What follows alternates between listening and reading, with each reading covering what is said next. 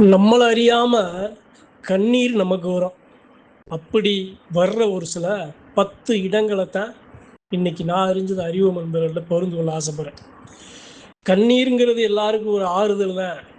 கண்ணீருங்கிறது எல்லாருக்கும் ஒரு வலி மருந்து தான். ஆனால் இருந்தாலும் அந்த கண்ணீர் வரும்போது நம்ம மனம் படுற பாடு இருக்குல்ல, அதுக்கு மருந்து நம்ம வணங்குற சாமியை தவிர வேற யாராலையும் ஆறுதல் கொடுக்க முடியாது. சரி, அப்படி எந்தெந்த இடங்கள்ல கண்ணீர் வரும் ஆணுக்கும் பெண்ணுக்கும்? ஒரு ஆண் அழுகுறான், ஒரு பெண் அழுகுறா அப்படின்னா எது மாதிரியான நேரங்கள்ல அவங்க மனம் உடைஞ்சு அழுவாங்க? அவங்கள அறியாம கண்ணீர் எப்படி வரும் அப்படிங்கிற ஒரு சில 10 இடங்களை 10 விஷயங்களை அறிவு அன்பர்கள்ட்ட பகிர்ந்து கொள்ள ஆசைப்படுறேன். முதல் விஷயம் என்ன அப்படின்னா, எப்போது கண்ணீர் வரும் அப்படின்னா, முடிஞ்ச அளவு முயற்சி எடுத்துட்டோம், நாம் எடுத்த முயற்சிக்கு வெற்றி கிடைக்கல, தோல்விதான் கிடைக்குது, நாம் பட்ட பாடுக்கு பலன் கிடைக்கல, ரொம்ப காலமாக போராடிட்டோம் ஆனால் அதோட வெற்றி வாய்ப்பு கிடைக்கல அப்படின்னு மனசு நினைக்கும் போது கண்ணீர் தாரதாரையாக வரும். ஒன்று. இரண்டாவது என்ன அப்படின்னா, நம்ம கூட இருக்கிறவங்களே நம்மளை புரிஞ்சுக்கலையே, நம்ம கூட இருக்கிறவங்களே நம்மளை அறியாமல் புரியாமல், நம்மளுடைய மனம் தெரியாமல் நாம் யாரை பெருசாக நேசிக்கிறோமோ அவங்களே நம்மளை இப்படி எடுத்தெறிஞ்சு நம்மளை பேசிட்டாங்களே, ஒதுக்கிட்டாங்களே அப்படின்னு நாம் காட்டின பாசம் நமக்கு திருப்பி கிடைக்காம நம்ம கண்ணில் தண்ணீர் வரும், தாரதாரையாக வரும். 2. மூணாவது, ஒரு ஒரு விஷயம் இருக்கு, ஒரு சக்தி இருக்கு, அது உண்மைன்னு நம்ப வைக்க, மக்களை அறிய வைக்க, புரிய வைக்க நாம் இந்த பாடுபடுறோம். அறியாத சனம் புரியாத சனம் எப்பத்தான் உணரப்போதோ அந்த தெய்வத்தோட வலிமையை, அந்த சக்தியோட வலிமையை, அதோட அருமை வெறுமையை இப்படி தெரியாம சனம் மனம் மாறி நிற்கிதே, இதுக்கு எப்பத்தான் வெளிச்சம் அப்படின்னு நினைக்கும் போது கண்ணீர் வரும். 4வது, குற்ற உணர்ச்சி. நாம செய்யற துரோகம், சரியா இருக்கிறவங்களுக்கு நாம சரியா இல்லாம போயிட்டோமே, நம்முடைய வாழ்க்கை இப்படி திசை மாறி போயிருச்சே, நமக்கு நேர்மையா இருக்கிற உண்மையா இருக்கிற பெருமக்களுக்கு நாம திருப்பி அவர்களுக்கு அப்படி இருக்க முடியலையே அப்படின்னு ஒரு சில நேரங்கள்ல கண்ணீர் தாரதாரையா ஒரு காலத்துக்கும் அழியாத தழும்பா மாறு.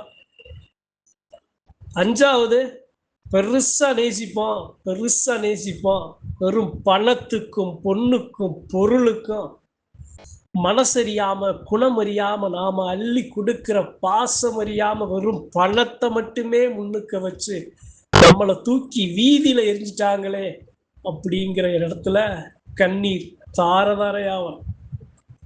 6வது, சாமி வருது, பரிபூரணமா வருது, வந்த சாமிக்கு தேவையானது எதுவுமே கிடைக்கலையே அப்படின்னு கண்ணீர் தாரதாரையா போறோம்.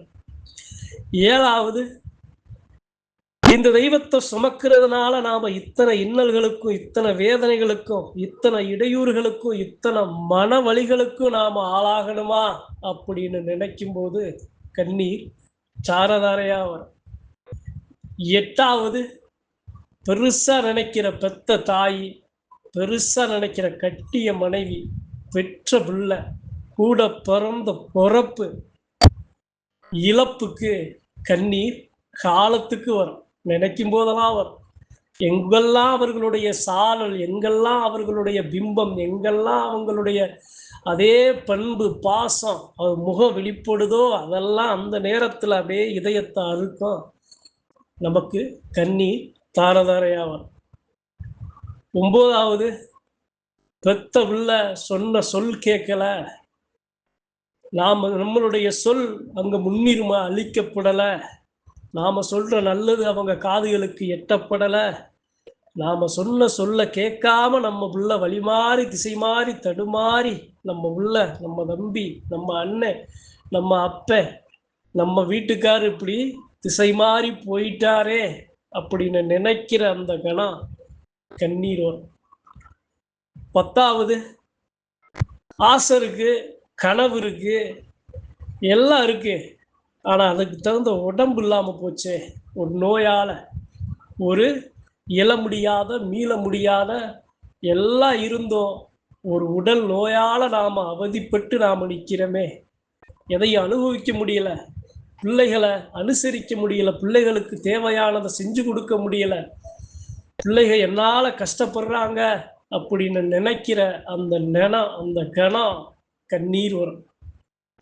11வது பொறந்த பொறப்புக்காக என் பொறந்த பொறப்பு என்னைய வெட்டி நான் வேணாம்னு போச்சு. என் சாமி என்னைய விட்டு விலகிருச்சு.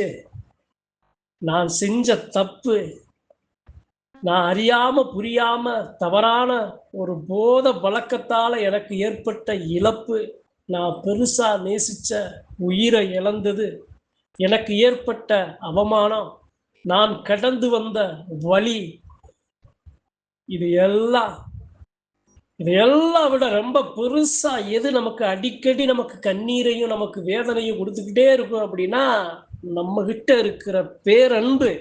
ரொம்ப நல்லவனா இருக்கோம்ல, அதனால நமக்கு ஏற்படுகிற அறியாம தெரியாம செய்கிற ஒரு தவறு, அதனுடைய குற்ற உணர்ச்சி, அன்பை வீசி வலை போல வீசி அந்த வலையில நாம எதிர்பார்த்த அன்பு கிடைக்கலையே, துரோகம், நமக்கு பகை, நமக்கு பழிச்சொல், நமக்கு யாரெல்லாம் இருக்கணும்னு நினைச்சோமோ அவங்கெல்லாம் விட்டு விலகுறாங்களே, எதுவுமே கிடைக்காம இது வந்து சேர்ந்திருக்கே வீசின வலையில அப்படின்னு யாரெல்லாம் பேரன்பு கொண்டு நேசிக்கிற எதுவாக வேணாலும் இருக்கலாம். சாமியா இருக்கலாம், உங்களுடைய நெருங்கின உறவா இருக்கலாம், நீங்க செய்கிற தொழிலா இருக்கலாம், நீங்க நேசிக்கிற பொருளா இருக்கலாம், எதுவாக இருந்தாலும் நீங்க எது மேல ஒரு பேரன்பு கொண்டு நேசிக்கிறீங்களோ அதனால தான் நமக்கு இது போன்று நம்ம எரியாம நம்ம உடலுக்கு கண்ணீர் வர வைக்கும் அப்படிங்கிறது தான் இன்னைக்கு இந்த பதிவு. நன்றி, வணக்கம். மற்றும் ஒரு பதிவில் சந்திப்போம்.